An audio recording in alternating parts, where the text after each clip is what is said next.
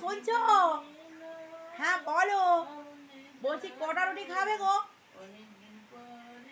তুমি যে কটা করবে করো না, আমি তো অল্পই খাই। না শোনো, কটা করবো ঠিক করে বলো, তাহলে চারটেই করো। কি, চারটে রুটি? তাহলে কি তুমি একটা খাবে, আবার তিনটে খেতে পারবে না বলবে, থেকে যাবে। আবার পরের দিন যদি আমি বলি সকালবেলা যে তুমি ব্রেকফাস্ট করো তিনটে রুটি দিয়ে, তুমি তাও করবে না। শোনো, ওসব আমি কিন্তু পারবো না। আচ্ছা ঠিক আছে, তাহলে তিনটে রুটি করো। কি, তিনটে রুটি? কি বলছো তুমি?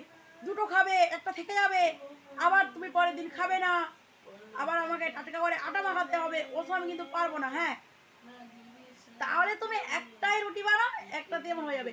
এই শোনো, ঘরে মুড়ি আছে, খিদে পেলে মুড়ি দিয়ে বাসা দিয়ে খেয়ে নেবে। এ কোথাকার কে এলেন রে মহারাজ, তাকে আমাকে রুটি বানিয়ে খাইয়ে দিতে হবে।